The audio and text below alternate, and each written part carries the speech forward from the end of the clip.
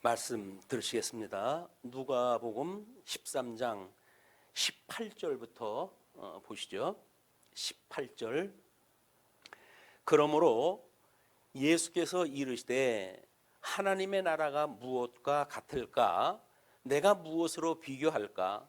마치 사람이 자기 채소밭에 갖다 심은 겨자씨 하나를 같으니 자라 나무가 되어 공중의 새들이 그 가지에 깃들였느니라. 또 이르시되 내가 하나님의 나라를 무엇으로 비교할까? 마치 여자가 가루 서말 속에 갖다 넣어 전부 부풀게 한 누룩과 같으니라 하셨더라. 우리 주보에서 보시는 대로 신약성경 복음서에서는 제1부가 중보의 3적을 통한 그리스도의 증거였고 제2부는 신분을 통한 그리스도의 증거였습니다. 그리고 이제 누가복음에 와가지고 속죄 사역을 통한 그리스도 증거다라고 하는 내용으로 크게 제목을 잡아놨어요. 그래서 우리 이제 성탄절이 얼마 안 있으면 맞이하게 되어지는데 복음서에 대한 이야기, 예수님에 대한 이야기를 역사적인 내용으로만 우리가 이해하게 되면 우리 하나님의 선하신 뜻이 무엇인가를 분별하는데 많은 방해를 받게 되어집니다. 그래서 우리 믿음의 선배들은 웨스트민스터 신앙고백에서 대소요리 문답을 소개하면서 말씀의 그런 모든 내용들이 우리가 요점적으로 어떻게 이해해야 되는지 표준 교리를 주셨어요. 그 이야기는 거기에 신학적인 요소가 포함되어 있다는 겁니다. 그러니까는 말씀을 문자 중심으로만 또는 줄거리 중심으로만 이해를 갖다 하게 되면 그 하나님께서 그 성경을 통해 가지고 우리들에게 하시고자 하는 그 뜻을 분별하는 데 어려움이 있기 때문에 믿음의 선배들은 표준 교리를 통해 가지고 그 말씀의 원리가 무엇인지를 우리한테 여러 가지로 나누어 설명하다 해줬습니다. 그렇기 때문에 이 시대에 우리가 종교 개혁자들의 정신을 이어받아 가지고 웨스트민스터 신앙 고백을 통한 여러 가지 교리적인 문제들이 그냥 성경을 읽으면 나오게끔 되어져 있어요. 그래서 우리 지금 도표에서 보시는 것처럼 누가복음과 교회신학 기독론의 비교를 갖다 이제 해드렸는데 누가복음 개론은 우리가 1장으로 해서 하나님의 의에 대한 증거, 2장에서는 하나님 나라에 대한 증거, 3장에서는 속죄 사역의 완성이라고 하는 구도로 해서 제목을 쭉 잡아놨습니다. 그 이야기는 우리 교회신학 박형룡 박사의 그 교회신학 제4편에 보게 되면 기독론의 4편을 보게 되면 그리스도의 속죄에 대한 이야기가 나와져 있어요. 그 속죄가 이제 과거에는 구속사적인 관점으로만 보았기 때문에 예수님의 속죄에 대한 이야기만 나왔죠. 그래서 속죄의 가치와 원인과 필요 또는 속죄의 성질 또는 속죄의 다양한 이론, 속죄의 한계 뭐 이런 걸 갖다 이야기를 했거든요. 그런데 믿음의 선배들도 여전히 종교 개혁자들의 한 이야기가 우리 하이델베르크 신조에 보게 되면 그런 내용들을 칼빈의 5대 교리를 중심으로 설명을 했어요. 그래서 하나님이 구약 성경에서 만사를 언약을 하시고 창조를 하시고 창조하신 대로 섭리하셨던 그 하나님에 대한 이야기가 있고 두 번째에는 우리 사도신경을 고백을 하듯이 그의 아들 독생자에 대한 이야기가 나오는데 그 독생자에 대한 이야기가 바로 모든 아담이 타락을 했지만 하나님께서 모든 타락되어졌던 인간들을 위해 가지고 중보자이신 예수님을 보내주시고 그리고 그를 구속을 갖다 하셨다는 거예요. 그분이. 그리고 그 구속되어진 백성들이 살아가는 것이 하나님 나라라고 하는 그런 구조를 가지고 칼빈의 5대 교리를 소개를 갖다 하고 있습니다. 마찬가지로 우리가 누가복음의 전체적인 의미가 우리가 여러 시간을 통해 가지고 공부를 하기 때문에 부분적인 걸 공부를 할 때에는 전체적인 걸 놓쳐요. 그냥 전체적인 걸 우리가 다시 한번 상기를 갖다 해가지고 어느 위치에서 무엇을 공부하고 있는지를 우리가 확인하는 것이 매우 필요합니다. 그렇기 때문에 우리가 주보에 보게 되면 그걸 매번 그렇게 절차를 갖다 쭉 목차를 갖다 소개를 갖다 하고 있는데 그거에 의해 가지고 오늘 이제 하나님 나라에 대한 확장에 대한 것이 10장서부터 15장까지 소개가 되어져 있어요. 왜냐하면 제2장이 하나님의 나라에 대한 증거이기 때문에 그렇습니다. 그 하나님의 나라의 증거라고 하는 내용을 보게 되면 이제 제1절이 하나님의 나라의 확장에 대한 이야기였고, 그래서 그 중에 오늘 이제 백성들을 통한 확장 그 가운데 무리들에게 증거하는 내용이 12장 54절로부터 13장 35절까지 소개가 되어져 있는 거예요. 그래서 오늘 그 가운데 우리 구약성경 누가복음에 대한 것을 몇 번 이렇게 나눠가지고 공부를 했다 할 때마다 이걸 보여드렸어요. 그러니까 개론에 나와져 있는 거는 구약성경의 선지자들이 어떻게 그 하나님의 나라에 대한 걸 예언했는가, 그 예언했던 내용대로 지금 예수님이 와가지고 하나님의 나라를 소개하고 있단 말이에요. 그냥 예수님의 말씀은 그냥 아무 생각 없이 하시는 말씀이 아니라 구약 성경을 이해하고 있는 유대인들한테 너희들이 성경에서 이렇게 배웠지, 그걸 내가 너희들한테 알려줄게. 그래가지고 하나님의 나라를 소개하는 거란 말이에요. 오늘 세 번째 이제 그 18절부터 소개가 되어질 겁니다. 그래서 겨자씨와 누룩 비유를 통해 가지고 소개가 되어지는 것이 회복에 대한 이야기예요. 결국은 하나님께서 언약되어진 백성들이 불순종함으로 인해 가지고 결국은 바벨론의 포로로 끌려가게 하지 않습니까? 바벨론의 포로로 끌려갔다가 예언자들의 예언대로 70년 만에 다시 돌아오게 되어지는 놀라운 은혜의 그 역사를 보게 되잖아요. 그걸 우리는 예수님의 죽으셨다가 부활하셨던 사건으로 이해되어지고, 또는 초림하셨던 예수님이 승천하신 이후에 재림적으로 다시 오신다고 하는 이런 중의적인 의미로 해석을 한다.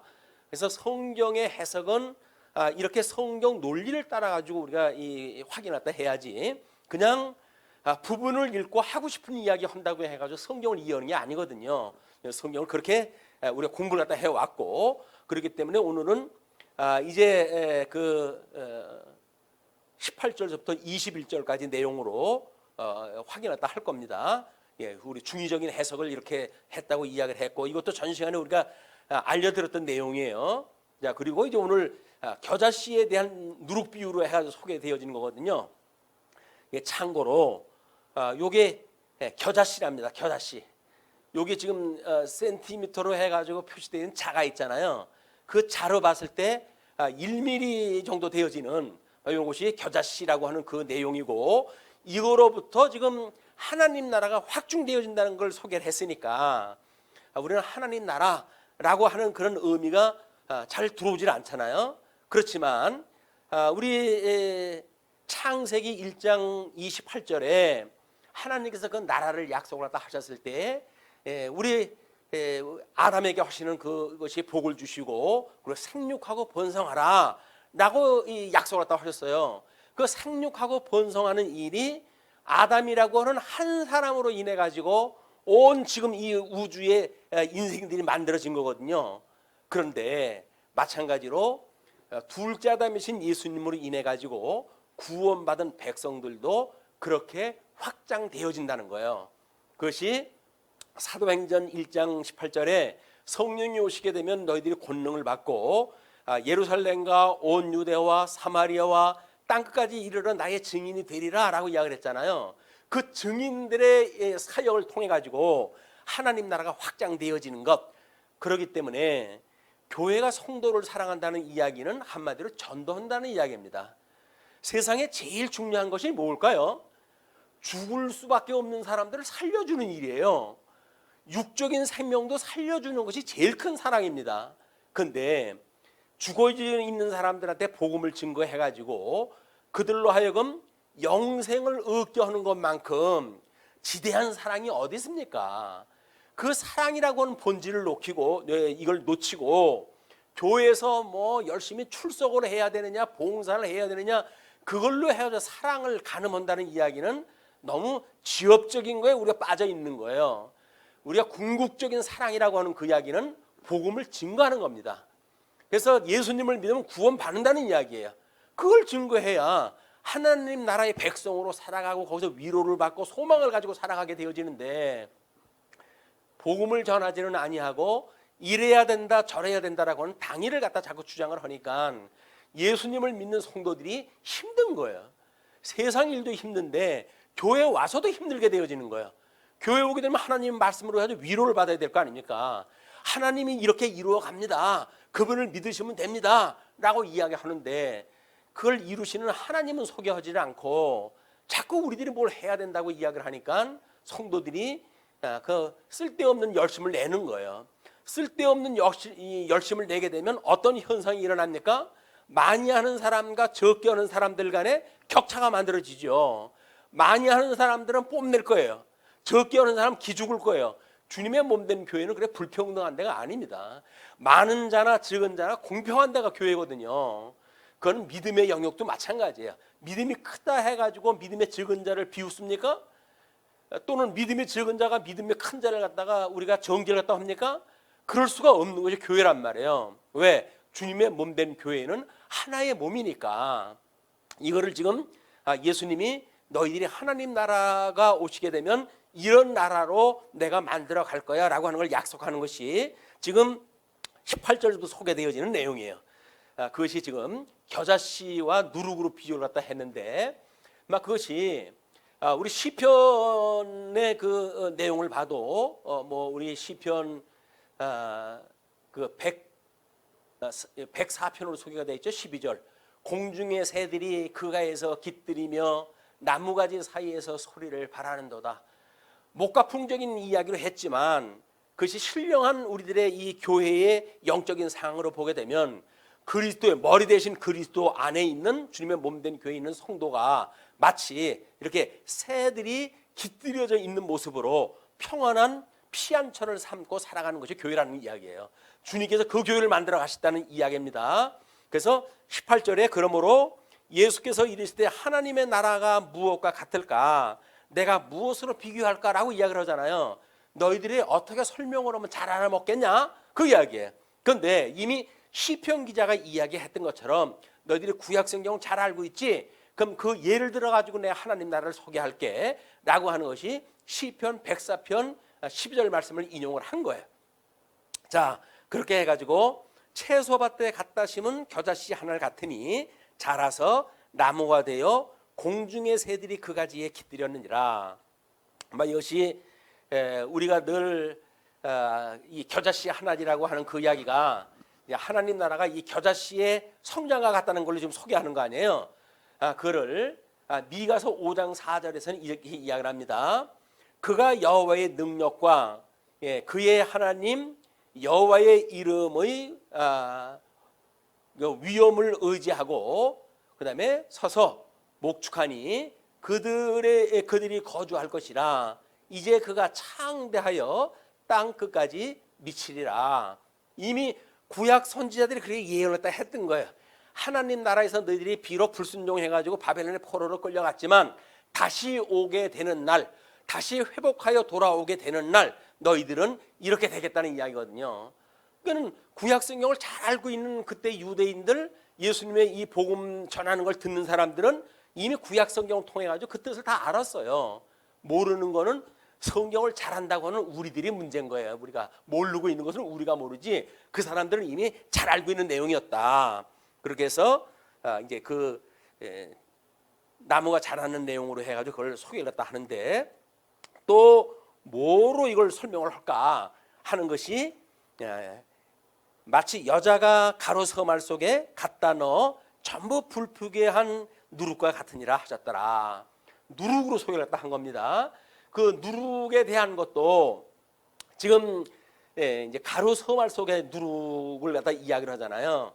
가로 서말 속에 누룩이라고 하는 의미는 우리가 뭐가 뭔지도 몰라요. 사실은 신약 성경만 우리가 이렇게 문자로 이해를 하게 되면 그게 무슨 뜻인지를 모른단 말이에요. 그러나 이미 구약 성경에서 이제 그 가로 서말이라고 하는 그 이야기는 대개 한 번 반죽할 때 사용하는 평균적인 양이라는 거예요. 그게 일상적인 그런 의식주의 생활이 뭐 그렇게 옛날과 다르지 않은 사람들의 입장에서 보게 되면 그거를 너무나 잘 알고 있는 내용입니다. 잘 알고 있는 내용을 소개를 하니까 그 사람들은 그냥 쉽게 알아들은 거예요. 근데 우리는 모르고 있는 역사, 모르고 있는 구약 성경의 배경 이런 걸 가지고 신약 성경을 문자적으로 이해를 하니까 그게 뭔 뜻이냐라고 해가지고 엉뚱한 해석을 하게 되어지는 겁니다. 그래서 우리 창세기에 나와져 있는 것처럼 그 18장 6절에 나와져 있었죠. 우리 아브라함이 이제 그 장막으로 가가지고 사라에게 이르되 속히 고운가루 세 쌀을 반죽을 때 해가지고 이 떡을 만들어 가지고 천사를 갖다 대접했던 그런 그 사건에 대한 이야기예요. 그런 그걸 이스라엘 백성들 열조에 대한 이야기는 더 잘 알죠. 그런 알고 있기 때문에 가루 세 마리라고 하는 그 이야기는 반죽을 갖다 해가지고 떡을 만드는 얘기로구나. 단순히 그 이야기. 거기다가 뭐 세 마리는 어쩌고 뭐 그다음에 뭐 그 누룩은 어떻고 해가지고 엉뚱한 걸 상징적으로 설명한답시고 그렇게 하는 일은 옳은 해석 방법이 아닌 거예요. 구약의 시대 사람들은 가루 서마를 통해서 그렇게 했다. 그러나 누룩 없는 떡을 먹을 적에는 유월절 어린 양, 우리 유월절 때 먹는 양은 누룩 없는 떡을 먹었지만 일상생활에서 그래 먹지는 않잖아요. 그러면 그걸 갖다 어떻게 먹어야 돼요? 지금은 뭐 이스트라든지 이런 걸 넣어가지고 우리가 부풀려가지고 그리고 빵을 먹는단 말이에요. 마찬가지로 이때도 그렇게 누룩을 넣어가지고 전체를 부풀게 만들어가지고 그리고 떡을 만들었으니까 하나님 나라가 지금 우리 이제 하나님 나라 백성으로 예수님이 오셨잖아요. 그 예수님이 누룩으로 이런 그 가루 서마를 갖다 부풀릴 수 있는 그런 분으로 오셨다는 거예요. 예수님의 말씀이 이렇게 생육하고 번성해가지고 땅 끝까지 이르러가지고 하느님 나라가 이루어진다는 이야기로구나. 그냥 이렇게 이해하면 되는 거예요. 거기다 엉뚱한 해석을 다 붙여가지고 성도들이 이래야 된다 저래야 된다라고 하는 설명 방식은 맞지 않는 방식이다. 자, 다음에 이제 22절로 30절 보시게 되면 좁은 문에 대한 비유가 나오잖아요. 자, 이게 또 이제 까다로워집니다. 예수께서 각성 각 마을로 다니사 가르치시며 예루살렘으로 여행하시더니 이제 유월절을 맞이해 가지고 돌아가실 곳이에요. 거기가 이제 그쪽으로 이제 여행을 하다 하시는데 어떤 사람이 여짜오되 주여 구원을 받는 자가 적으니까 그들에게 이르시되 궁금한 거예요. 막 우리들도 지금 궁금할 거예요. 구원받는 자가 많을까? 요즘처럼 뭐 그냥 싸구려 복음을 가지고도 구원받았다고 그냥 착각을 하는 사람들이 많으니까 그 사람들은 그렇게 믿을지 몰라요. 이제 나 하나님 나라 백성이 돼서 그러니까는 그래도 내가 이렇게 사는 꼴 보니까 그건 아닌 것 같은데 그러면 이게 맞나 틀리나 늘 의심을 갖잖아요. 지금 이제 그때도 마찬가지였던 것 같아요. 구원받는 사람가 적읍니까? 라고 물어봐요. 그랬더니 예수님께서 좁은 문으로 들어가기를 힘쓰라. 내가 너희에게 이르노니 들어가기를 구하여도 못하는 자가 많으니라. 이거 보면 절망인 거야 이제 이게. 아니 구원받는 자가 적어가지고 좁은 문으로 들어가는데 병목 현상이 일어나가지고 다 못 들어가는 거야. 여기 들어가는 사람만 따로 정해져 있어요. 그러니까 이제 거기에 집주인이 일어나 문을 한번 닫은 후에 너희가 밖에 서서 문을 두드리며 주여 열어주소서 하면 그가 대답하여 이르되 나는 너희가 어디에서 온 자인지 알지 못하노라 하리니. 오늘 때가 뭐 언제나 열려있는 때라고 믿어져 가지고 마치 아예 뭐 오늘 안 믿으면 내일 믿으면 되지 라고 우리는 오해를 갖다 해요. 그리고 우리가 흔히 이 전도를 갖다 하게 되면 그러잖아요. 아예 뭐 아직 세상이 멀쩡한데 죽을 때쯤 돼가지고 믿으면 되죠 라고 그런 웃지 못할 그런 그 이야기를 하는 사람들이 있어요. 바로 이런 사람들이에요. 그러다 문이 닫힌 뒤에 와가지고 문을 두들기면서 내가 전도받고 왔는데 문 좀 열어달라고. 근데 이미 난 너가 모른다고 이렇게 이야기를 하시거든요. 구원의 때가 따로 있는 겁니다. 예수님 오셨을 때 그 예수님을 믿는 것이 구원의 때고 그리고 그 복음이 전달되어져서 오늘날 우리들의 귀까지도 들리는데 오늘 이걸 믿지 않은 사람들은 뭐 내일로 믿을 수가 있고 뭐 1년 뒤로 미룰 수가 있겠죠. 그러나 그것이 온전한 방법이 아니라는 거예요. 하나님께서 구원을 받게 하실 때가 있으니까 이런 은혜의 복음을 듣게 되어지게 되면 그걸 감동으로 받아들이고 아, 이걸 구원의 메시지군요. 주님, 저를 구원에 초청하는 말씀이로군요 라고 하는 말씀으로 들어야지. 맨날 듣는 이야기인데요, 뭐 이렇게 아주 우습게 여기다가는 큰 코 다칠 수가 있습니다. 그러니까 우리 하나님께서 우리를 부르실 때 그냥 순종하는 마음으로 아멘 하고 우리가 대답을 하는 것이 지혜자의 이야기들이에요. 자, 그러면 그렇게 했을 때 이제 예수님이 모른다고 그러니까 그때 너희가 말하되 우리는 주 앞에서 먹고 마셨으며 주는 또한 우리를 길거리에서 같이 가르치셨나이다. 아니, 예수님 우리가 따라다니고 그러지 않았어요. 오병이어 내가 참석을 해가지고 오병이어도 먹었는데요 라고 이야기를 하는 거죠. 근데 그럴 때 그가 너희에게 말하여 이르되 나는 너희가 어디에서 왔는지 알지 못하노라. 행악하는 모든 자들아 나를 떠나가라 하리라. 지금 이 위기에 당한 거예요. 아니, 예수님을 우리가 잘 안다고 생각을 했는데 마지막 날 예수님이 난 너희를 모르겠다 이렇게 이야기를 하거든요. 아니, 주님 무슨 말씀이에요? 우리가 주님을 따라다니는데 라고 했더니 뭐라 그래요? 주님께서 너희가 나를 따르면 표적을 보고 따르는 것이 아니라 먹고 배부른 까닭이라 라고 이야기를 하잖아요. 우리가 매일같이 교회를 다니고 열심히 뭘 갖다 했어요. 그 주님 앞에 나중에 하는데 주님이 넌 누구냐? 라고 물어봤길래 아, 주님 제가 아무개 교회 다녔더니 아무개입니다 라고 이야기를 했더니 난 너 모르겠는데 아이, 주님 무슨 말씀이에요? 제가 주님을 매일같이 찬송을 하고 주님 보고 우리가 함께 배우고 주님이 가르쳤다고 하는 말씀을 우리 목사님을 통해 가지고 우리가 늘 듣고 그랬는데 그걸 모르신다니요? 라고 이야기하는 거랑 똑같은 거예요. 근데 예수님께서는 네가 그것이 내가 믿어져서 교회를 다닌 것이 아니라 너 배부르려고 다녔던 거 아니야? 교회 나가면 복 받는다고 해서 나갔던 거 아니야? 교회 다니면 건강하게 해준다고 해서 다녔던 거 아니야? 그렇게 믿는 자들은 내가 모르겠다 그 이야기입니다. 그러니까 교회 다닌다는 이야기는 어떤 조건 때문에 다니는 게 아니에요. 죽었던 나를 살려주셨기 때문에 그 은혜의 감동으로 인해 가지고 교회를 다니는 거다. 그 은혜를 놓치게 되어진 거는 예수님께서 쫓아내는 일과 마찬가지입니다. 그래서 28절에 이렇게 이야기를 합니다. 너희가 아브라함과 이삭과 야곱과 모든 선지자는 하나님 나라에 있고 오직 너희는 밖에 쫓겨나는 것을 볼 때에 거기서 슬피 울며 이를 갈리라. 여기서 하나님 나라에 있을 백성들의 그 열조의 이스라엘 백성들이 잘 알고 있는 열조, 그들의 열조 아브라함과 이삭과 야곱. 근데 아브라함의 아들 이삭만 쓰고 왜 에서는 빠졌을까요? 또 이삭에서는 이삭의 아들은 왜 야곱과 에서가 쌍태인데도 불구하고 야곱만 소개가 되었을까요? 아브라함에서 나온 거는 이스마엘이나 구두라를 통한 그 첩의 아들도 많은데 그 아들은 다 빠지고 왜 이삭만 소개했다 했을까요? 열조와의 언약은 단순 반복이 아닙니다. 거기는 아담 한 사람에게 했던 그 언약을 신학적으로 해가지고 하나님이 택자와 불택자, 때로는 하나님의 그 우리 나라와 또는 사단의 나라 이런 것을 전부 총괄적으로 성경을 한 거기 때문에 그런 내용을 모르게 되면 우리는 성경을 읽고 내가 아브라함의 자손이다 라고 뽐낼 수가 있을 거예요. 아브라함의 자손인 걸 너희 자랑하지 말라고 주님께서 그러잖아요. 왜? 이 길거리에 돌덩어리를 가지고도 하나님께서는 아브라함 자손을 만드시고 있다는 거예요.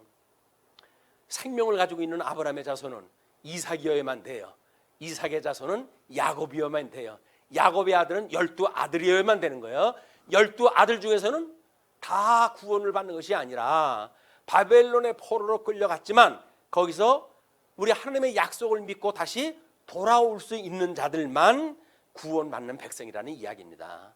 그걸 모르게 되면 아브라함의 자손이기 때문에 이스라엘 백성은 다 구원받았다고 지금 자랑을 하지 않습니까? 소용없는 일이에요. 이런 그 일들이 교회도 마찬가지입니다. 내가 예수님을 믿었기 때문에 난 구원 받아놓은 당상이야 라고 이야기를 하는데 정말 우리가 예수님 오실 때까지 그분을 사모하고 악망하고 그분을 소망 중에 기다리고 있는지 아니면 나는 이제 뭐 믿었고 예정되어져 있고 이제는 따놓은 당상이고 그러니까 내 맘대로 살아도 나는 구원받는데 아무런 하자가 없어 라고 이야기하는 사람들은 미안하지만 불합격이 될지도 몰라요. 오늘 이 말씀을 듣고 회개하는 마음으로 우리 주님을 향하는 마음으로 돌아서길 바랍니다. 예. 그 다음에 이제 이야기가 31절로 35절까지의 이야기입니다. 지금 그 좁은 문이라고 했던 그 이야기도 예수님이 지금 그 머릿말에는 그걸 써놨는데, 하나님께서 아담을 만드시고 이 아담에게 복을 주신 그 아담을 에덴 동산에 이끌어 들여가지고 두 가지 약속을 했잖아요. 하나는 선과 악을 알게 하는 과일나무 열매를 따먹으면 죽는다. 하나는 영생을 얻는 과일나무 열매는 먹어도 좋다라고 이야기를 했어요. 두 개를 우리는 두 가지 언약이라고 이야기를 하는 거예요. 그렇게 해가지고 하나님께서 두 가지 언약을 주었는데도 불구하고 아담은 불순종의 길을 선택을 했어요. 그래서 선과 악을 알게 하는 과일나무 열매를 따먹고 그가 타락을 하게 되어진 겁니다. 그렇게 되어진 그 우리 아담에게 하나님께서는 가죽옷을 해 입히시고 그리고 그를 내쫓으셨어요. 물론 거기서는 3장 15절에 여자의 후손과 뱀의 후손과의 이런 갈등 관계를 통해 가지고 복음의 핵심을 하나님께서 이미 알려주셨죠. 그렇게 해가지고 내쫓았어요. 그럼 내쫓았으면 다시 들어가면 될 거 아니겠습니까? 그럴까봐 하나님께서는 이제 에덴의 동쪽에다가 화영관과 그룹으로 해가지고 막아놨어요. 그는 하나님의 은혜가 아니면 들어갈 수 없는 길입니다. 그런 다시 우리가 회복의 역사로 볼 적에는 우리 예수님이 다시 이제 오시는 날 재림을 갖다 하셨을 때 모든 이제 그 대적들을 무저갱 속에다 집어넣고 전부 집어넣어 가지고 회복되어진 천년 왕국을 보여주시는데, 그 천년 왕국이야말로 우리가 예수님을 통해 가지고 들어가게 되어졌던 에덴의 회복이라는 거예요. 에덴의 회복. 이런 그 교리를 또 뭐 무천년설이라고 그러다가 우리가 천년이 없다고 그러는 거 아니지 않냐, 현재가 천년이라는 이야기지 그래가지고 현천년설이라고 해가지고 이름을 개명을 갖다 해가지고 주장하는 사람들이 있어요. 유감스럽게도 한국 교회에 신신하게 물을 먹은 모든 그 교회들은 현천년설을 그들은 주장을 합니다. 역사적인 천년설을 그 사람들은 부정을 하는 거예요.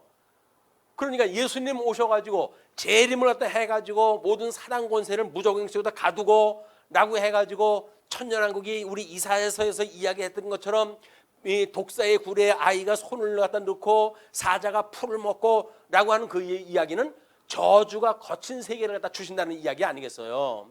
그러니까 무적행 속에다 모든 사단을 집어넣으셨기 때문에 저주가 거쳐 있는 세상이다. 그런 걸 지금 표현하는 내용이거든요. 그런데 지금 저주가 없나요? 저주가 없어가지고 이 코로나19 때문에 이 난리가 났나요? 아닌 거예요. 지금 사단은 여전히 우리들한테 이렇게 질병으로 전쟁으로 기아로 해가지고 우리들한테 핍박을 해오고 있거든요. 이제 우리가 전쟁이 이게 영적 신령한 것으로 해석이 되어지지 않으면 우리는 이걸 위해 살아갈 수밖에 없고 이것 때문에 교회를 다닐 수밖에 없는 거예요. 기아를 해결하기 위해서 교회를 갖다 답니까? 그래가지고 다른 사람한테, 배고픈 사람한테 뭐 밥 한 술 주는 것이 그게 사랑입니까? 아닌 거예요. 진정한 사랑은 그들에게 복음을 가르쳐줘요. 복음을. 아니 한 끼 먹고 말 그걸 갖다 아무리 주면 뭐랍니까? 매일 준다고 해가지고 해결될 것도 아니고. 그러면 영생을 얻는 것이 무엇인지 복음을 증거하는 것이 가장 큰 사랑이다. 세상에서 옆사람 손잡고 사랑합니다 사랑합니다 10분을 갖다 해도 그건 사랑이 아니에요. 교회 사랑이라고 하는 그 이야기는 복음을 증거하는 거예요. 피차 가르치는 거예요. 그래서 예수님을 믿는 믿음으로 만들어진 우리들의 그런 믿음의 건덕을 우리 믿음의 어린 자들한테 몸소 보여줌으로 해가지고 예수님을 믿는 것은 저런 모습이로구나 라고 하는 걸 우리가 볼 수 있게끔 해야 될 거 아니에요. 본이 되어질 거 아니에요. 본은 안 되고 믿는 사람들이 오히려 믿음 큰 사람들 때문에 믿음 적은 사람들이 시험에 드는 이런 교회가 이게 온전한 교회가 아니잖아요. 그러니까는 예수님한테 우리가 구약 사람들은 그렇게 해서 다시 회복되어진 사람이라고 그랬는데 우리는 과연 예수님 오셨을 적에는 예수님 믿는 사람들만 구원을 받는 이야기죠. 그러나 성화의 과정을 통해서 견인에 이르기까지의 그 과정을 보게 되면 그때는 예수님이 다시 오시는 날까지 은혜의 장전에 붙들려 있다가 주님을 맞이하러 가는 사람들만 구원에 이르게 되어지는 거예요. 물론 뭐 우리 예수님 오시기 전에 죽은 사람들은 그 믿음을 지키는 채로 이미 우리가 그 육신은 무덤에 갇혀져 있지만 우리 영은 하나님께 가 있단 말이에요. 그런 자들이 이미 구원받은 사람들이니까 우리가 낙원에 있는 자들도 다 구원에 이를 겁니다. 그러나 이제 그때 예수님 오실 때에는 살아있는 자들만 이제 예수님에게 우리가 변화를 받아가지고 그분을 맞이하러 올라가잖아요. 그것이 슬기로운 처녀와 미련한 처녀의 예화입니다. 이런 내용을 우리가 알아야 앞으로 소개되는 하나님 나라를 잘 알 수가 있는 거예요. 자 그리고 이제 31절로 35절 예루살렘 멸망에 대한 탄식이 소개가 되어집니다. 31절 곧 그때에 22절로 30절까지는 좁은 문에 대한 비유로 해가지고 이걸 소개를 갖다 해드렸고, 성경 구절들을 인용되었던 성경 구절들은 우리 카페에 들어오셔가지고 다시 한번 확인했다 하시고 그렇게 하셨으면 좋겠어요. 그다음에 31절로 35절은 예루살렘 멸망에 대한 탄식입니다. 자, 우리 예레미야에 나와져 있는 대로 22절 5절에 너희가 이 말을 듣지 아니하면 내가 나로 맹세하노니 이 집이 황무하리라 나 여호와의 말이니라. 예레미야를 통해 가지고 하나님께서 어떻게 경고했는지를 지금 소개하는 내용이거든요. 그러면 이 예루살렘 멸망은 주 70년에 지금 이루어진 역사적인 사실이란 말이에요. 예수님이 지금 공생애는 30살에 시작을 하다가 해서 3년 동안 했다고 하시더라도 지금쯤은 33살 정도가 돼요. 그러면 AD 33년에서 앞으로 약 37년 후면 망가져질, 완전히 훼손되어질 그런 예루살렘을 향해 가지고 지금 우리 예수님이 어떠한 생각을 가지고 제자들한테 교훈했다 하시는지 이 내용을 우리가 상기할 필요가 있는 겁니다. 뭐 우리 예수님이 공생의 생활이니까 3년 후에 되어졌고, 또는 이 3년 후에 되어진 일들이 역사적으로 이루어지는 일들은 결국 주 70년에 일어나는 일이지만 그 일이 신령한 의미로 보았을 때 우리 예수님 재림 때까지 언제 그분이 오실지 모르잖아요. 우리 주님께서 그걸 안 가르쳐 주셔요. 그거는 왜? 이거는 하나님만이 아는 일이다 라고 하는 것은 우리가 결혼 이식을 통해 가지고 그 이유를 충분히 설명을 하다 드린 바가 있습니다. 그러니까 우리가 그런 다시 오셔야 했던 주님을 기다리는 것, 주님은 다시 오신다 라고 하는 우리는 그런 이 재림에 대한 소망을 가지고 살아가는 것이 우리 예수님을 믿고 살아가는 성도들의 삶의 모습인 거예요. 아이고 배부르고 좋은 세상 주셨네, 하나님 좋습니다, 감사합니다 라고 하는 거에 취해가지고 다시 오실 예수님은 생각도 안 하고 여기가 좋사오니 여기다 초막셋을 짓고 여기서 주와 함께 거하면 좋겠습니다 라고 이야기했던 베드로 모양 그런 그 이야기를 하면 그건 주님의 뜻이 아닌 겁니다. 주님의 뜻은 이 세상은 내가 심판할 거야. 이거는 다 너들 내가 다시 오는 날까지 너희들은 나를 늘 바라보고 내가 너희를 굳게 세워져 가고 또 너희를 온전케 해가고, 그래서 나의 단장한 신부의 모양으로 내가 해간다고 했던 그 약속을 바라보고 살아가야 돼. 엉뚱한 거 가지고 살아가면 안 돼 라고 하는 걸 수없이 이야기를 해주는 거예요. 지금 이야기하는 것도 그 이야기예요. 예수님 믿고 구원받았다고 자랑하지 말라는 거예요. 사도 바울도 그런 경고를 하잖아요. 섰다 하는 자들, 이런 자들에게 너희들 넘어질까 조심해라. 그 이야기는 뭡니까? 아니 사도 바울이 예정론을 몰라서 그런 얘기를 갖다 했을까요? 아닌 거예요. 우리 예수님 앞에 구원을 받고 견인의 은혜를 갖다 입는 자들은 내적 우리가 이 소명을 받지 않으면 안 되지는 겁니다. 우리 주님이 우리를 부르실 때에 외적으로 소명받은 사람들이 있어요. 그런 사람들은 늘 교회 생활을 하는 것 같지만 예수님을 마음으로 영접하지 않은 사람들이에요. 그리고 자기는 예수님을 믿는다는 거예요. 예수님을 믿는 사람이 그래? 예수님이 그러실 거예요. 예수님을 믿는 사람들은 그렇지는 않습니다. 자기 유익을 위해 가지고 그렇게 치를 떨고 그러고 살아가지 않아요. 예수님 믿는 사람들은 어떻게든지 복음을 나눠주고 싶어가지고 그렇게 살아가는 거지, 무슨 자기 있는 걸 가지고 뭐 쌈짓돈 만들어 가지고 그냥 집어 넣어놓고 꾸기꾸기 해 쌓아놓고 그렇게 사는 게 예수님 믿는 거 아니에요. 주님이 오늘 우리한테 믿음 주시는 걸로 산다고 믿어지기 때문에 우리한테 허락되어진 시간 동안 우리가 깨달은 말씀을 갖다 끊임없이 소개하고 그것이 본이 되어져서 믿음의 사람들한테 교훈하고 피자 가르치면서 서로 사랑하면서 교회 생활을 하는 것, 그렇게 하는 것이 우리의 이웃을 사랑하는 성도들의 삶입니다. 뿐만 아니라 원수까지도 사랑을 하라고 그러잖아요. 근데 아주 재미난 그 이야기를 들었어요. 제가 어떤 그 요한계시록을 이야기할 때 어떻게 예수님이 원수까지도 사랑하고 위에 권세 잡은 자들한테 순종하라고 하셨던 분인데 요한계시록에 보니까 완전히 박살을 내고 하나님께서 그래 마음이 뺏겠냐라고 이야기했다 해요. 그랬더니 그걸 해석하기를 거기 나오는 선생님이 해석을 하는 거예요. 우리 예수님이 오셔가지고 예수님을 믿고 뭐 주 70년 이전까지는 박해가 있었고 그럴지라도 참을만 했다는 거예요. 그냥 원수까지도 사랑했던 말씀이 먹혔다는 거예요. 그런데 이제 우리 네로 황제가 등극을 하고 그다음에 우리 요한계시록을 배경할 때까지 엄청난 박해가 시작이 되잖아요. 그때는 성도들이 마음이 바뀌었다는 거예요. 야, 이거 원수까지 사랑했다가는 우리가 다 죽겠다. 이제는 안 되겠다. 이렇게 해가지고 그걸 해석이 바뀌었다고 하는, 이 말을 믿어야 될지 어떻게 될지 여러분이 판단하시기 바랍니다. 세상이 12번 바뀐다 할지라도 주님의 말씀은 신실해서 바뀌는 것이 아니에요. 그러면 위에 권세 받은 자들한테 순복하라는 그 이야기는 뭐예요? 순복하는 이야기예요. 그걸 순복하기 싫으면 그러면 순교의 길을 걸을 수밖에 없죠. 순교의 길을 걷지 않고 맞대가리가 싸워가지고 그걸 갖다 이긴다고요? 그것이 지금 성경을 자기네 멋대로 해석하는 사람들의 이야기란 말이에요. 우리가 정신 차리지 않으면 우리도 세상 우리들 외에 많은 사람들이 이렇게 믿고 있거든요. 인터넷을 틀게 되면 수많은 사람들이 그런 논리로 이야기를 하고 있거든요. 큰일 납니다. 큰일 납니다.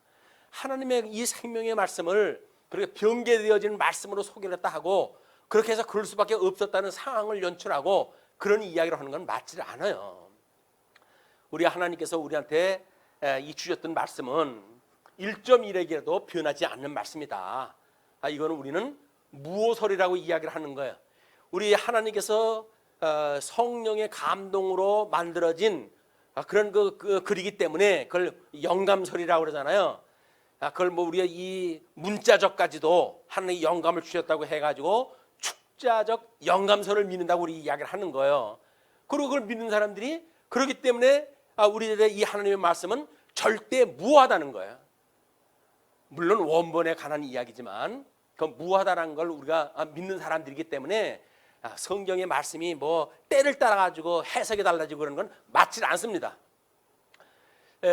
우리 요한계시록을 미래형으로 보는 사람들은 지금 이루어지는 상황으로 보잖아요. 우리 신천지 그 사람들은 자기네 역사로 이해를 하잖아요. 성경은 이미 못을 박았어요. 요한계시록 기록과 동시에 성경은 완전히 그냥 문을 닫은 거예요. 이는 성경 이외의 역사로 해서 해석되어지는 것이 아니라 성경의 내용 그것만 가지고 어떻게 언약대로 이루어졌는지의 내용을 보고 우리는 믿는 거예요. 그래서 오직 의인은 믿음으로 믿음에 이르게 하나니 오직 의인은 믿음으로 말미암아 사는 것과 같다라고 이야기를 하잖아요. 그러니까 우리는 성경을 통해서 믿음으로 사는 거지 지금 이루어지는 역사가 그렇게 되어졌다고 믿는 거 아닙니다. 고고학적으로 어떤 증명이 일어났다고 믿는 거 아니에요. 그냥 성경이기 때문에 고고학적으로 나타났겠지라고 생각을 하는 거지 마치 그것 때문에 성경이 진리다라고 말하는 논리는 맞지 않는다. 이게 전무후무를 갖다 우리가 잘 살펴봐야 돼요. 그렇기 때문에 이게 논리라는 이야기입니다. 진리의 논리를 이게 착각을 하게 되면 좁은 문으로 들어가는데 전부 실격이 돼버려요. 결코 넓은 문이 아닙니다. 인간들의 무수한 생각을 가지고 들어갈 수 있는 하나님 나라가 아니라 아주 이 하나님의 말씀으로 국한을 시켜가지고 절대 무한 말씀 그걸 정말 영감설이라고 하는 그런 걸로 믿고 무하다고 하는 걸로 믿고 하는 소수의 사람들만 들어갈 수 있는 곳이에요. 그것이 좁은 문이라고 한 걸 우리가 상기를 다 하셔야 예수님이 지금 31절로 35절 그 멸망에 대한 탄식에 대한 의미를 깨달을 수가 있는 겁니다. 자, 그러면 31절 곧 그때 어떤 바리새인들이 나와서 이르되 나가서 여기를 떠나소서. 이들이 왜 떠나라 그래요? 지네들이 뭔데 떠나라 그래요? 그 이야기는 예수님이 하는 이야기가 지금 너무 하나님의 그 이름을 망홀히 여기는 그런 그 이야기가 되어져서 부정한 자라는 이야기예요. 부정한 자. 그러면 우리 레위기에서 부정한 사람, 부정한 일을 저지른 사람에게는 어떻게 하라고 그래요? 그 사람이 앉았던 자리에 앉아도 그 사람도 부정하게 되어진다는 거거든요. 그 사람이 먹던 음식을 먹어도 부정해진다는 이야기거든요. 그들이 먹던 그릇으로 먹어도 부정해진다는 이야기예요. 그럼 어떻게 해야 돼요? 그 부정한 자에서 떠나라는 이야기예요. 너희들 이 예수 이건 이게 독종이 돼가지고 잘못되면 너희들 오염된다. 모든 예수로부터 떠나라는 이야기예요. 자, 그러면서 헤롯이 당신을 죽이고자 하나이다. 물론 역사적으로 해가지고는 헤롯이라고 하는 자가 지금 이 예수님을 죽인다고 하니까 떠나라. 그런 그 이야기예요. 여기서 떠나라. 근데 여기서 31절에 나와져 있는 것이 바리새인들이 나와가지고 여기를 떠나서 이야기했을 때 바리새인들은 예수님을 죽기를 원하는 사람들입니까? 아니면 도와주기를 원하는 사람들입니까? 예수님이 어떤 영향을 미칠 거예요? 예수님 때문에 헤롯이 지금 예수님을 잡으려고 그래요. 근데 예수님이 있는 곳에 누가 함께 있어요? 바리새인들이 있잖아요. 그럼 예수님 때문에 바리새인들은 어떻게 돼요? 그냥 애매한 해를 받게 됐잖아요. 그러니 떠나라고 이야기를 하는 거예요. 자, 당신을 죽이고자 하나이다. 그러니까 이르시되 너희는 가서 저 여우에게 이르되, 여우라고 그래 헤롯을. 왜? 이미 짐승입니다. 헤롯은 짐승이에요. 거짓 왕 안에 유대의 거짓 왕, 이두메 출신의 거짓 왕 이어를 참 유다 지파로부터 참 왕으로 오셨던 예수님을 죽이려고 한다고. 그러니까 그 여우에게 이르되 오늘과 내일은 내가 귀신을 쫓아내며 병을 고치다가 제3일에는 완전하여 지리라 하리라. 자, 여기서 이제 오늘과 내일이라고 하는 그 이야기가 나오잖아요. 그래서 이제 오늘과 내일이 이제 제3일에는 내가 온전하게 되어진다고 그랬으니까 그 이야기가 현재는 지금 예루살렘의 여정 중에 있는 거예요. 그렇죠?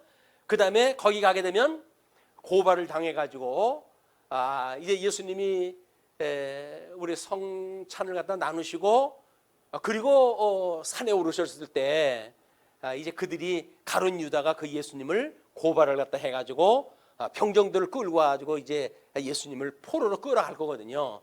그리고 급기야 6월절 어린 양으로 돌아가실 거란 말이에요. 지금은 내가 너희들과 함께 있고 내일은 예루살렘으로 향은 여정 중에 내가 있을 것이고 그 다음에 3일째는 내가 6월절을 거기서 맞이할 거야. 그 이야기예요.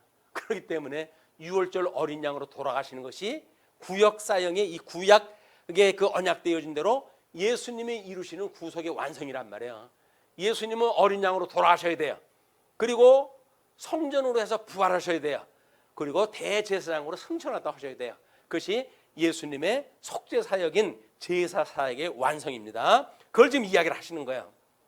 그러나 오늘과 내일과 모레는 내가 갈 길을 가야 하리니 선지자가 예루살렘 밖에서는 죽는 법이 없느니라. 모든 구약의 선지자들이 예루살렘에서 애매한 그 해를 받고 왕에게 직고하다가 이제 죽임을 당하고 이런 그 일이 있었잖아요. 그다음에 성전에 그 거짓 제물을 드리는 자들을 책망하고 그러다가 해를 받고 이제 순교가 되어졌잖아요. 그런 그 일 때문에 예루살렘의 밖에는 죽는 법이 없다. 그렇게 이야기를 하시는 거예요. 근데 그걸로만 끝나는 게 아닌 거예요. 선지자 한 사람이 죽었다는 이야기는 누굴 예표하는 거예요? 참 선지자로서는 예수님을 예표하는 거란 말이에요. 그러면 예수님이 거기 돌아가실 거 아닙니까? 예수님이 거기 돌아가신다는 이야기는 예루살렘 성전의 훼손이고 그는 유대의 훼손이고 그는 선민국가라고 했던 이스라엘 전체의 훼손이고 그는 우리 아담 이후에 태어난 모든 인생들에게 화가 임하게 되어 있는 사건이거든요. 그렇기 때문에 그들이 지금 예수님이 죽는다는 이야기가 무슨 의미가 뭔지를 모르는 거예요 지금. 우리 이스라엘 백성들이 바벨론의 포로로 끌려갈 때 물론 1차 포로로 끌려가죠. 2차 포로로 끌려갔어요. 그러나 그걸 유수라고 그러지 않습니다. 3차 유수 때에 성전이 훼손이 되어지고 온 성곽이 다 불타가지고 없어졌을 때 그거를 우리가 3차 훼손이라고 그러는 거예요. 그걸 기점으로 해가지고 남쪽 유다는 516년에 포로로 끌려갔다 이렇게 이야기를 하는 겁니다. 그거를 잘못 알게 되면 1차 때도 그랬는데 왜 3차까지만 이야기를 하냐라고 이야기해서 그 핵심을 놓치게 돼요. 핵심이라고 하는 그 이야기는 성전이 불타는 거예요. 그러니까 이스라엘 모든 하나님의 나라의 그 역사는 성전의 역사와 맥을 같이 하는 겁니다. 그 성전의 역사를 인해 가지고 끝내 그 솔로몬의 아름다웠던 성전이 그렇게 무너지고 불타가지고 훼손되어지고 그걸 예수님의 죽음에 대한 예표로 보여지는 거예요. 그러나 70년 만에 다시 돌아올 때 하나님께서는 이제 그들로 하여금 다시 성전을 회복해 주실 거거든요. 그것이 예수님의 부활에 대한 모습을 예표로 보여주는 사건이다. 그렇기 때문에 예수님께서 34절에 이렇게 이야기를 하셔요. 예루살렘아 예루살렘아 선지자들을 죽이고 내게 파송된 자들을 돌로 치는 자여. 여기는 예루살렘에 있는 그런 부정한 자들이 있는 그런 그 장소이기 때문에 그렇게 예루살렘을 의인화해가지고 설명을 하는 겁니다. 그 다음에 내게 파송된 자들을 돌로 치는 자여 암탉이 제 새끼를 날개 아래에 모음같이 내가 너희의 자녀를 모으려 한 일이 몇 번이냐. 그러나 너희가 원하지 아니하였도다.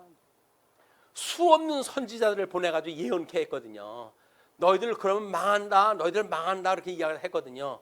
그런데도 불구하고 끝내 그 예루살렘의 성전에 파송되어져 있던 대제사장들, 그 업무를 수행하는 자들은 또는 거기서 그 이스라엘을 통치했던 통치자들은 선지자들의 말에 귀를 기울이지 않고 끝내 이제 그 나라가 망하는 데까지 가게 되어진 걸 이야기를 하는 겁니다. 그걸 34절에 수많은 선지자들의 파송이라고 이야기를 했죠. 그걸 이사야서 31장 5절 말씀을 소개를 해드렸어요. 물론 뭐 선지서 이야기가 다 그겁니다. 그러나 직접적으로 예를 들기 좋은 걸로 그렇게 예를 갖다 든 거예요. 자, 거기에 새가 날개치며 그 새끼를 보호함같이 나 만군의 여호와가 예루살렘을 보호할 것이라. 그것을 호위하며 건지며 넘어와서 구원하리라 하셨나니. 끊임없이 그걸 선지자를 통해서 이야기를 했던 거예요. 그러나 끝내 그들이 그걸 믿지 않고 불순종을 해가지고 우리 35절에 이야기하는 것처럼 예레미야 23장 3절에서는 이렇게 이야기를 합니다. 너희가 이 말을 듣지 아니하면 내가 나로 맹세하노니 이 집이 황무하리라. 나 여호와의 말이니라. 여호와는 뭐예요? 언약대로 이루시는 분의 이 호칭이에요. 하나님의 칭호는 삼위일체 하나님의 칭호가 있어요. 뭐 엘로힘으로 창세기의 1장에서는 소개가 되어지지만 2장서부터 섭리 사역을 했을 땐 여호와로 소개가 되어지는 것은 그 모든 섭리 이 역사는 하나님께서 섭리 사역의 역사는 이 하나님의 언약대로 이루어가시는 역사이기 때문에 거기서 언약이라고 하는 두 언약을 주시고 그 언약을 이루어가시는 행적을 쭉 소개를 한 거예요. 그것이 소위 행위 언약과 은혜 언약이라는 이야기입니다. 그걸 무슨 3대 언약이니 이런 거로 설명을 할 수가 없는 거예요. 그거는 창세기에는 창조에 대한 역사를 이야기를 한 거예요. 창조 사역을. 그렇기 때문에 창세기 1장 28절을 가지고 풀어가지고 설명하게 되면 창세기 1장 28절에는 창조 역사이기 때문에 그건 모든 게 상대적인 역사예요. 상대적인 역사에는 절대적인 게 있어요, 없어요? 없어요. 그러면 그 나라는 누구예요? 천국과 지옥이 다 있는 거예요. 그래서 복은 복과 저주가 다 있는 거예요. 그걸 마치 섭리 역사에서 이야기했던 것처럼 그냥 일방적인 것만 설명을 한다는 이야기는 잘못되어진 설명 방식이다. 그래서 35절 보라 너희 집이 황폐하여 버린 바 되리라. 내가 너희에게 이르노니 너희가 너희 이름으로 오신 이를 찬송하리로다 할 때까지는 나를 보지 못하리라 하시라. 예수님이 하나님의 보내심을 받고 하나님이 인간의 육신을 입고 이 땅에 오신 거예요. 그렇게 될 때까지는 다 이제 그걸 볼 수가 없다. 이 말씀을 우리가 중의적인 해석이라고 그랬죠. 그 중의적인 해석은 재림할 때까지 상용되어지는 거야. 그거를 이제 우리 개혁 신학자들은 초림으로부터 재림까지가 말세라고 하는 현상이기 때문에 우리는 지금 예수님이 하셨던 그런 그 이야기를 믿는 거를 재림의 역사로 전부 포커스를 맞춰가지고 믿어야 된다 이렇게 이야기를 하는 겁니다. 그렇지는 않습니다. 예수님의 지상 사역을 통해서 우리는 칭의의 이론을 믿게 되어져요. 왜? 구약 성경을 믿는 믿음으로 믿음에 이르게 되어지니까.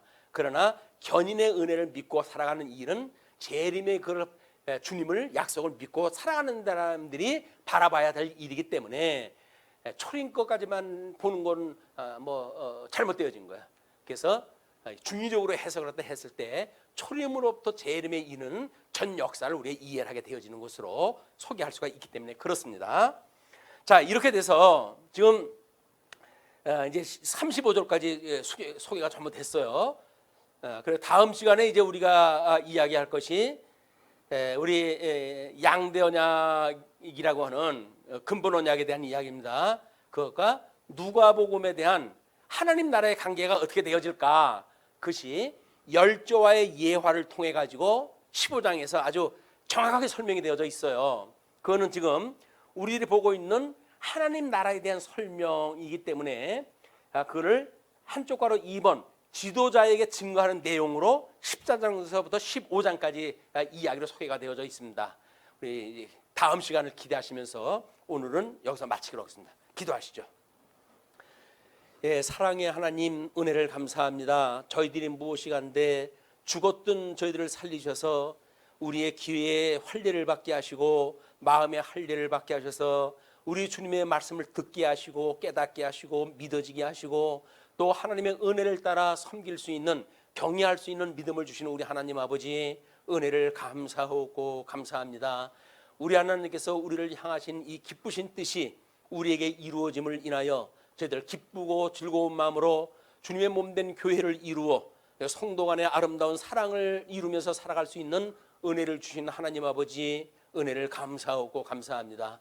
우리 주님께서 몸소 세웠던 이 교회가 이와 같이 아름다운 열매를 맺을 수 있는데 반하여서 수많은 교회가 아직도 잘못되어져 있는 복음, 오용되어져 있는 복음, 반복음적인 것으로 인해서 자기네들의 유익을 위하고 먹고 배부른 까닭에 예수님을 믿는 이런 잘못되어져 있는 교회가 많은 것을 저희들이 안타깝게 생각하오니 하나님 아버지 저희들에게 성령 충만함을 허락하시고 이 시대에 우리에게 주셨던 이 생명의 말씀을 어떻게 전승하고 보수해야 될 것인지 지혜와 명철을 허락하셔서 이 일을 감당할 수 있는 사역자들로 굳게 세워주시길 빕니다.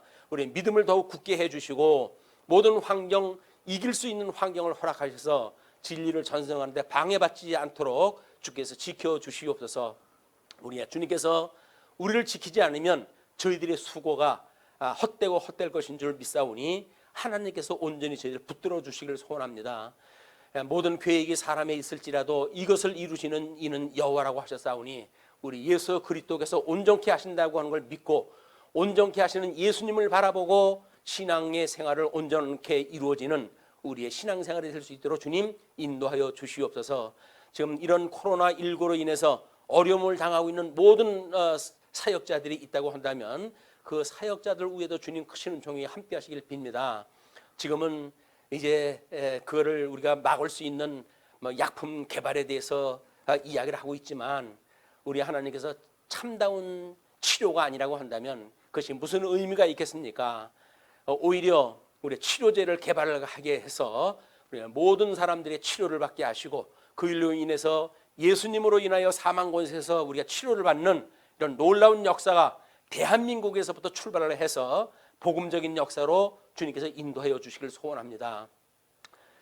우리 하나님께서 연구진들 위에 지혜와 총명을 허락하시고 세상의 지혜가 아니라 주님의 몸된 교회의 이 복음을 증거하고 이 복음을 간직하고 있는 주님의 몸된 교회를 위해서 이제 그들의 지혜와 총명을 허락하사 치료제가 하루속히 상용화되어지고 그래서 모든 어려움이 있는 환자들을 위해 소망을 허락하여 주시길 소원합니다. 물론 그 일은 이제 믿음에 대한 우리의 소망을 갖는 믿음의 사람들의 일로 더욱 승화되어지도록 주님께서 인도하여 주시옵소서. 흩어있는 시간도 주님께서 여전히 함께하여 주시길 믿사옵고, 우리 주님의 몸된 교회를 위하여 말씀으로, 연보로, 기도로 또는 받은 은사를 따라서 섬기는 손길을 위해 우리 주님 늘 함께 하시기를 비옵고, 우리를 구원하신 우리 주 예수 그리스도의 이름으로 기도하옵나이다. 아멘.